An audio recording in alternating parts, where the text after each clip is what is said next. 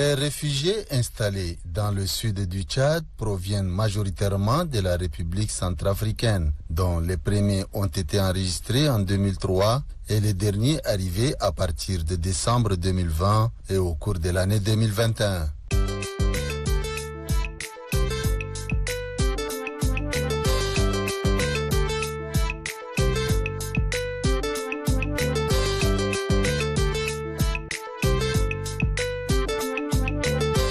Ils sont installés dans 6 camps et 18 villages dans 4 provinces, à savoir le Logone oriental, le Mandoul et le Moyen Chari. Ils sont 118 136 réfugiés dans 29 277 ménages.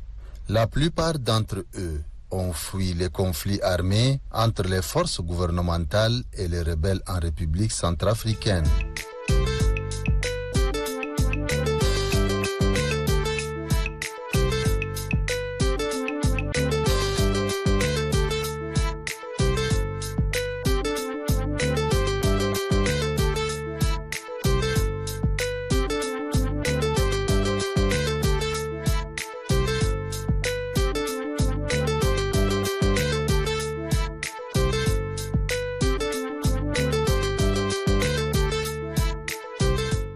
La sous-délégation du Haut-Commissariat des Nations Unies pour les réfugiés HCR, base de Gorée, soutient depuis son installation dans cette zone les efforts du gouvernement tchadien en collaboration avec les organismes nationaux et internationaux dans la protection et la recherche des solutions durables en faveur des réfugiés, des personnes déplacées ainsi que de la population hôte.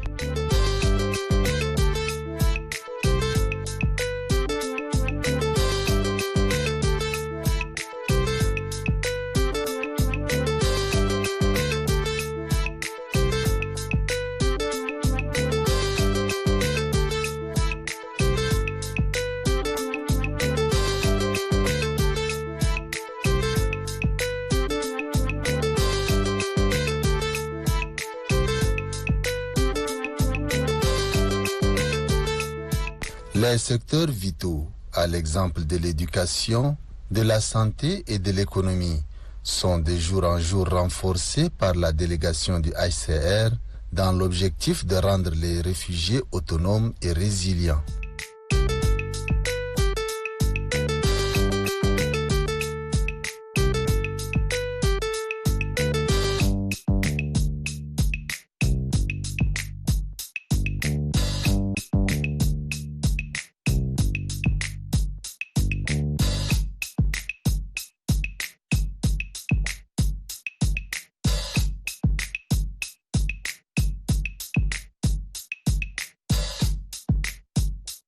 Pour s'imprégner de la situation des réfugiés, le haut-commissaire des Nations Unies pour les réfugiés Filippo Grandi, lors de sa visite de travail au Tchad, a effectué le déplacement de Mondou.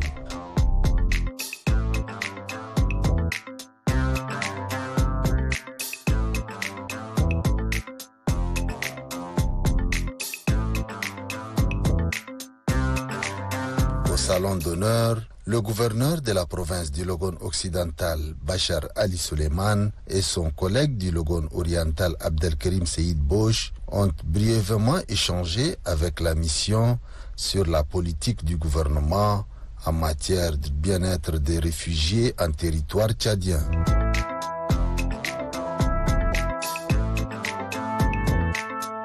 Après cette brève rencontre, cap est mis sur l'université de Mondou.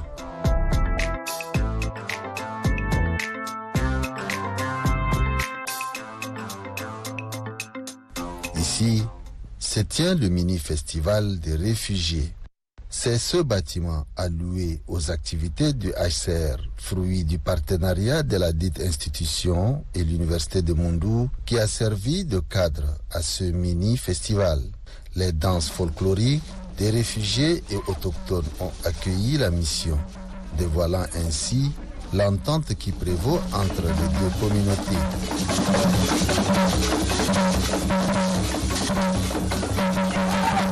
Les colombes lâchées ici illustrent la paix et la sécurité retrouvées par les réfugiés centrafricains auprès de leurs frères tchadiens.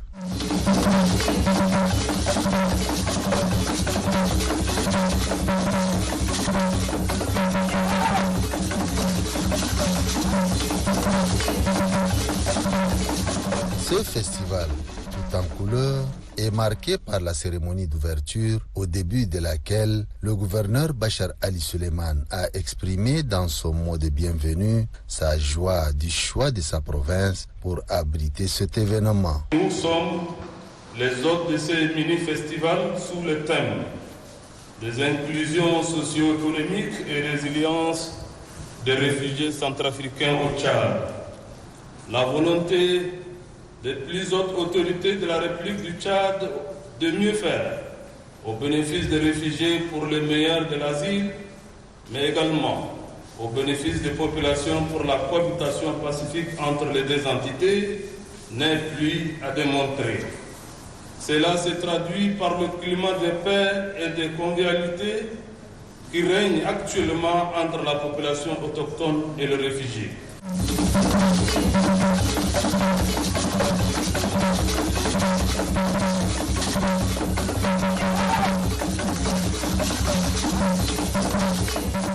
Les réfugiés, par la voix d'un de leurs, remercient le HCR et le gouvernement tchadien pour les efforts en leur faveur. Monsieur le haut-commissaire, nous sommes très contents de vous recevoir dans notre pays de refuge.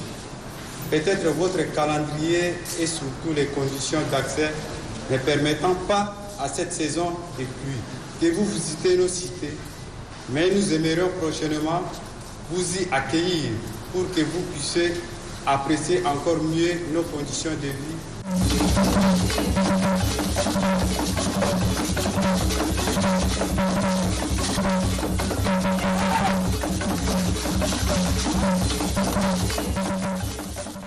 L'agriculture, l'élevage, l'apiculture et d'autres activités génératrices de revenus sont les priorités dans cette quête de l'autonomisation. Des efforts conjugués facilitent l'insertion et la résilience des réfugiés.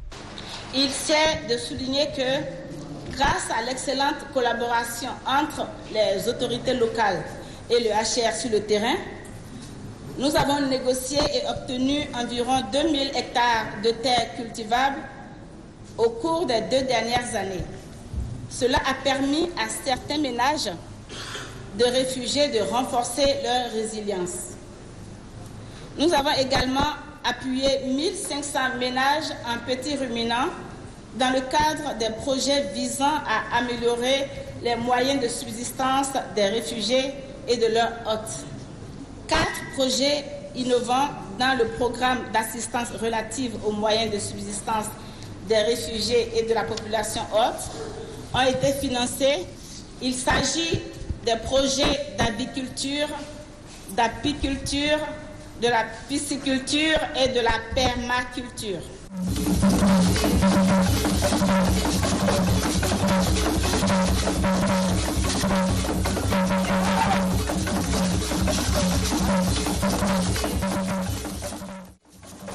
Les résultats du travail abattu dans ce domaine est perçu par le haut-commissaire des Nations Unies pour les réfugiés Filippo Grandi. Nous nous sommes entretenus avec le président du Conseil militaire de transition et qui nous a clairement indiqué une feuille de route. Il faut autonomiser, il faut que les gens puissent, surtout dans le domaine très délicat de la sécurité alimentaire, que ce soit les autochtones, que ce soit les réfugiés, il faut les autonomiser pour qu'ils puissent, pour que le soutien puisse être plus soutenable, plus durable. Et devant tout le public ici, remercier le Tchad pour, et messieurs les gouverneurs, je le fais à travers vous qui représentez ces provinces, pour tout ce que le Tchad fait et a fait pendant des décennies pour donner protection, refuge, asile à des centaines de milliers de personnes en fuite des pays voisins. Le Tchad a une stabilité qui est positive, mais qui devient un facteur d'attraction pour les populations voisines qui malheureusement vivent dans des situations d'instabilité.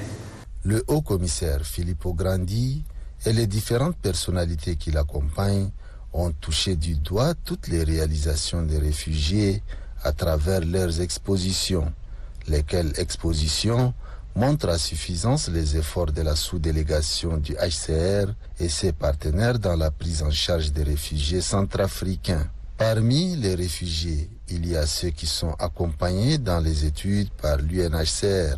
Aujourd'hui, nombre d'entre eux sont en activité. Wachar m'avait envoyé en études, c'était 2017. Jusqu'à 2021, j'avais fini mes études. Actuellement, Wachar